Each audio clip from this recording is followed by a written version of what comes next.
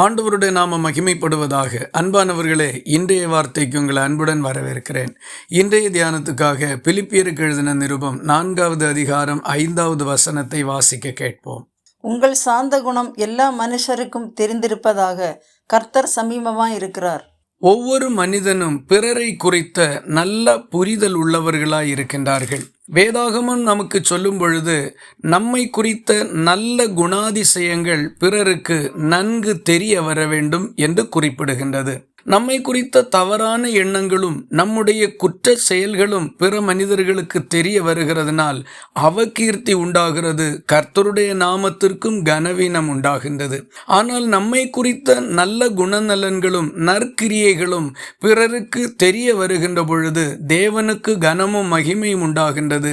நமக்கும் அது ஒரு நல்ல வாசனையாக மாறிவிடுகின்றது. சில மனிதர்களுடைய மனநிலை என்னவென்றால், என்னை குறித்து பிறர் என்ன நினைத்தால் எனக்கென்ன, நான் இப்படித்தான் என்கிற தவறான பிடிவாத சுபாவம் உள்ளவர்களாய் இருக்கின்றார்கள். வேறு சிலரோ நம்மை குறித்து தவறான ஒரு சிந்தை பிறருக்கு உண்டாகிவிடக் கூடாதே என்கிறதில் ஜாக்கிரதையாகவும் இருக்கின்றார்கள். இதில் நாம் எந்த கூட்டத்தை சேர்ந்தவர்கள் என்பதை சிந்தித்துக் கொள்ளுவோம்.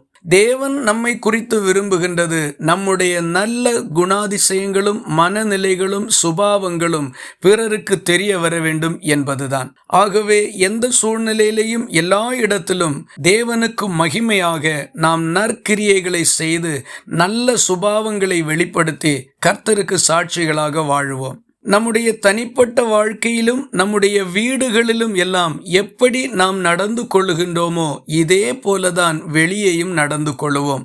ஆகவே நம்மை திருத்த வேண்டிய இடம் வெளியே நாம் பிறரோடு பழகுகின்ற இடம் அல்ல, நம்முடைய வீட்டிற்கு உள்ளேயே நம்முடைய சுபாவங்களை சீர்தூக்கி பார்த்து சரிப்படுத்தி கொள்ள வேண்டும். அப்பொழுது வெளியேயும் நமக்கு நற்கீர்த்தி உண்டாகும். இந்த வார்த்தைகள் இந்த நாள் முழுவதும் உங்களுக்கு ஒரு ஆசீர்வாதமாய் இருப்பதாக. ஜெபிக்கலாமா? எங்களை நேசிக்கிற அன்பு நிறைந்த நல்ல ஆண்டவரே, நாங்கள் உம்மை நன்றியோடு துதிக்கிறோம்.